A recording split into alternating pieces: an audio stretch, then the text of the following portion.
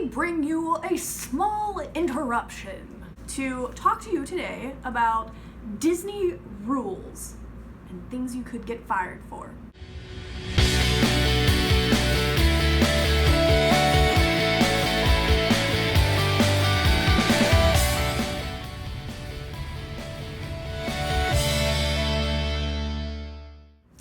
Let's get started.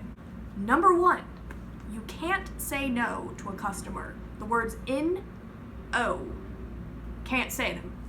You can find alternative ways to say no, like, oh, you know, Goofy actually took the rest of them this morning, and so, well, we have these blueberry muffins over here.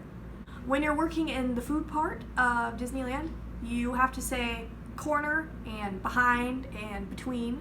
These are like good rules. But basically, if you're going behind someone, you have to say behind, you have to say it out loud. If you're going around a corner, you have to say corner. So that way people don't, spill things on each other, bump into each other, bad things could happen. The weirdest rule, if you will, was we had to wipe everything down with soap, like soap water, and then you didn't take a towel or like a washcloth to wash the water off and then dry it. You know how you do water, soap, water, dry, like in regular everyday just shenanigans of cleaning? No, here you put on the water and soap, but it was mainly just like concentrated soap in like a little bit of liquid. And then you took these towels that were more like, they reminded me of dryer sheets, like those little things you throw in the dryer, and you took those and you just wiped down the surface, and it felt to me like you were just leaving behind soap residue, but apparently that's the way they did things there, and that was very hard for me to get over. Piercings. You could only have 2 piercings, and guys couldn't have any piercings at all. So 1, 2, that's it. No nose, no extra something or other, nothing on your belly button. They couldn't see it because all the costumes covered it up, but you were only allowed to have 2 piercings. 5, no visible tattoos. I guess that's kind of obvious, but they were like, no peeping tattoos, nothing. Absolutely no visible tattoos.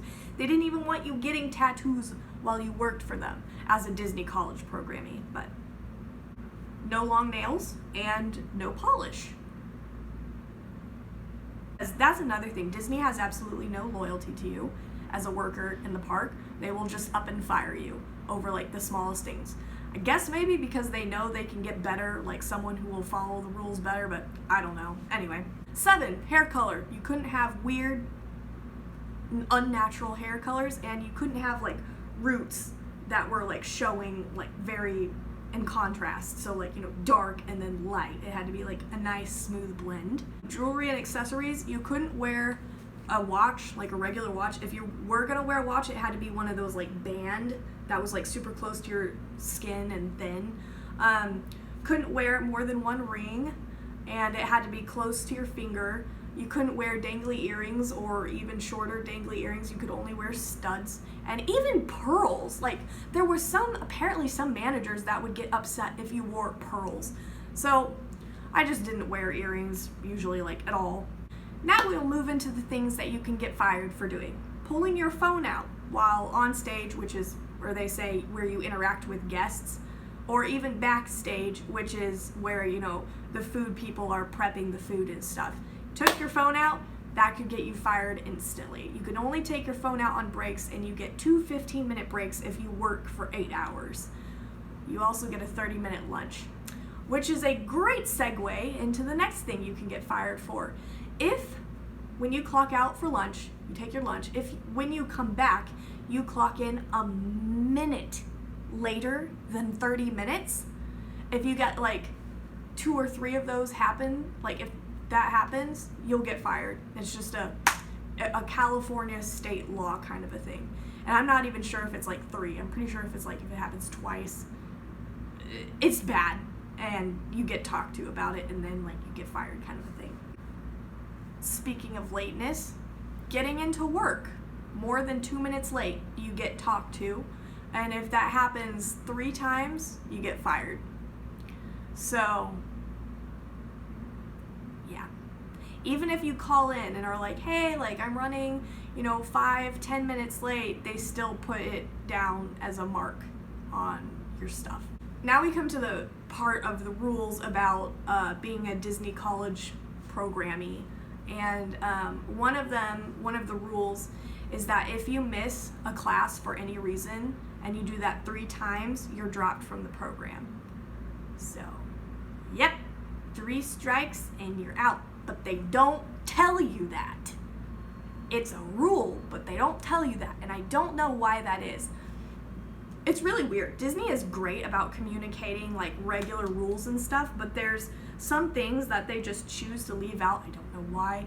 But they're like super ultra mega important. Like that 3 class rule and you're fired kind of a thing. So they're like great at communication, but they also suck at it. Rule 13, last but not least, not completing your course load. So basically, as a student, you have to work, but you also have to take classes at the same time. Not regular college classes, they're different. They're like you go to a speaker kind of a thing. But you have to sign up for them, and you have to get at least 8 credits, so like 8 hours or something, in a month of these classes. And if you don't sign up for enough, you get dropped from the program.